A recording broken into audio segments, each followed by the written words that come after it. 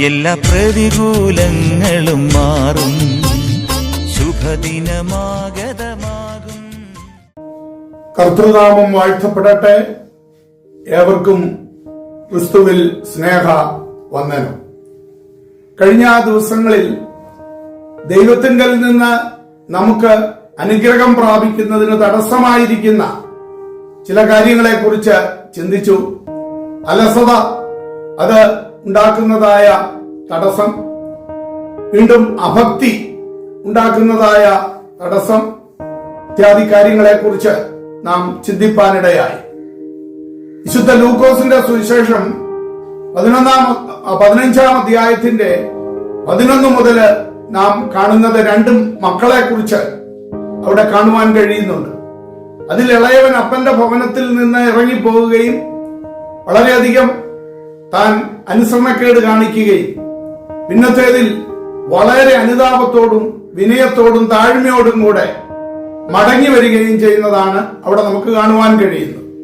എന്നാൽ ആ സമയത്ത് വീട്ടിലില്ലായിരുന്ന മൂത്ത മകൻ വീട്ടിലേക്ക് മടങ്ങി വന്നപ്പോൾ വീട്ടിലെ സന്തോഷവും ആനന്ദവും കണ്ട് അവൻ തിരികെ വീട്ടിലേക്ക് പ്രവേശിപ്പാൻ മടിച്ച് അപ്പന്റെ അഭ്യർത്ഥന നിരസിച്ച് കോപവും അതേപോലെ പിണക്കവും ഒക്കെ ആയിട്ട് വെളിയിൽ നിൽക്കുന്നതാണ് നമുക്ക് കാണുവാനായിട്ട് കഴിയുന്നത്. അവൻ വളരെ സ്വയപ്രശംസയോടെ പിതാവിനോട് പറയുന്നുണ്ട്, അവൻ ഇത്രയും കാലം പിതാവിനെ സേവിച്ചു, ആ പിതാവ് പറഞ്ഞതെല്ലാം അനുസരിച്ചു എന്നൊക്കെ പറഞ്ഞ് സ്വയപ്രശംസയോടുകൂടെ നിന്നുകൊണ്ട് കോപിക്കുന്നതാണ് ഇവിടെ നമുക്ക് കാണുവാനായിട്ട് കഴിയുന്നത്. ആ മൂത്ത മകനും പരീശന്മാരും അവരുടെ സ്വഭാവം പലപ്പോഴും ഒരേ നാണയത്തിന്റെ രണ്ട് വശങ്ങൾ പോലെ അത് ഒരുമിച്ച് പോകുന്നതാണ് നമുക്ക് കാണുവാൻ കഴിയുന്നത്. ഇരുകൂട്ടരും വളരെ പിറുപിറുപ്പോടുകൂടെയാണ് അവര് നടക്കുന്നത് എന്ന് നമുക്ക് കാണുവാനായിട്ട് സാധിക്കും. അതേപോലെ പാപികളോട് അസൂയ, വാടിയ മുഖം, പിണക്കം, കോപം ഇതെല്ലാം വെച്ചു പുലർത്തിക്കൊണ്ട് തങ്ങളുടെ പ്രവൃത്തികളെ അവര് നീതീകരിക്കുകയും അങ്ങനെ സ്വയം നീതിയിൽ മുൻപോട്ട് പോകുന്ന ഒരനുഭവം അഥവാ ആ പരീക്ഷ ഭക്തിയാണ് നമുക്ക് മനസ്സിലാക്കുവാനായിട്ട് കഴിയുന്നത്. അനേകർക്ക് ഭക്തിയുടെ ബാഹ്യ വേഷമുണ്ട്, എന്നാൽ അതിന്റെ ശക്തിയില്ല എന്നുള്ളതാണ് അടുത്ത് ചെന്ന് മനസ്സിലാക്കുമ്പോൾ കാണുവാൻ കഴിയുന്നത്. പുറം വെടിപ്പാക്കുന്നതിന് മുൻപ് അകം ശുദ്ധീകരിക്കണമെന്ന് കർത്താവ് അരുളി ചെയ്തത് മത്തായിയുടെ സുവിശേഷം 23-26 നമുക്ക് കാണുവാനായിട്ട് കഴിയും. വ്യാജഭാവമാണ് അത് കപടഭക്തിയിലേക്ക് നയിക്കുന്നത്. അതേപോലെ ഘനമേറിയതെ ത്യജിക്കുകയും ചെറിയതിന് വലിയ പ്രാധാന്യം അർപ്പിക്കുകയും മറ്റും ചെയ്യുന്നത് ഇത്തരക്കാരുടെ ഒരു പ്രത്യേക രീതിയാണ് എന്ന് നമുക്ക് കാണുവാൻ സാധിക്കും.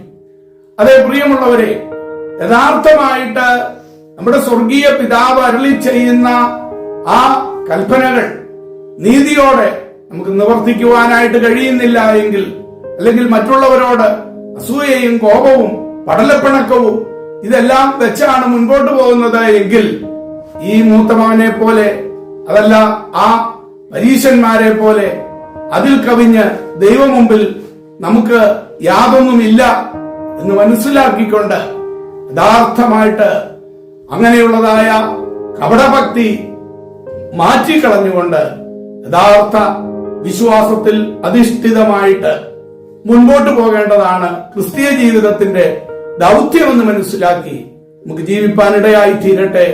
അതിനായി ദൈവകരങ്ങളിലേക്ക് സമർപ്പിക്കാം. എല്ലാ പ്രതികൂലങ്ങളും മാറും, ശുഭദിനമാഗതമാകും. എല്ലാ പ്രതികൂലങ്ങളും മാറും, ശുഭദിനമാഗതമാകും. തളരാതെ നിന്നാൽ, പതറാതെ നിന്നാൽ ലജ്ജിച്ചു പോകയില്ല, നാം ലജ്ജിച്ചു പോകയില്ല. തളരാതെ നിന്നാൽ, പതറാതെ നിന്നാൽ ലജ്ജിച്ചു പോകയില്ല, നാം ലജ്ജിച്ചു പോകയില്ല. എല്ലാ പ്രതികൂലങ്ങളും മാറും. ശുഭദിനമാഗതമാകും. തളരാതെ നിന്നാൽ പതറാതെ നിന്നാൽ ലജ്ജിച്ചു പോകയില്ല, നാം ലജ്ജിച്ചു പോകയില്ല.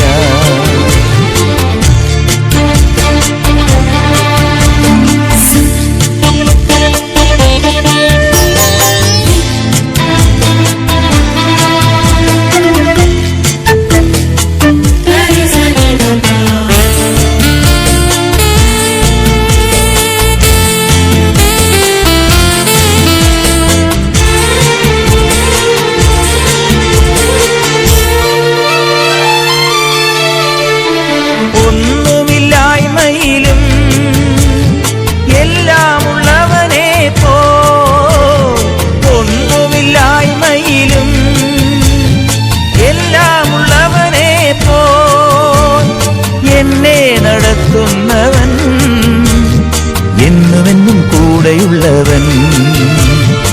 എന്നെ നടത്തുന്നവൻ, എന്നുമെന്നും കൂടെയുള്ളവൻ. എല്ലാ പ്രതികൂലങ്ങളും മാറും, ശുഭദിനമാഗതമാകും. തളരാതെ നിന്നാൽ പതറാതെ നിന്നാൽ ലജ്ജിച്ചു പോകയില്ല, നാം ലജ്ജിച്ചു പോകയില്ല.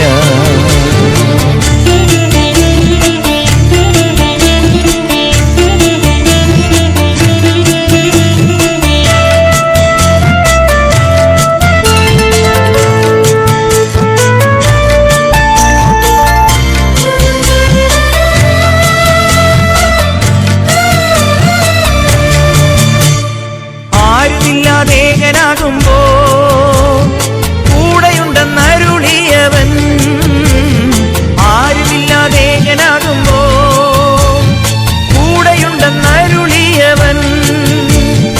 എന്നെ നടത്തുന്നവൻ, എന്നുമെന്നും കൂടെയുള്ളവൻ. എന്നെ നടത്തുന്നവൻ,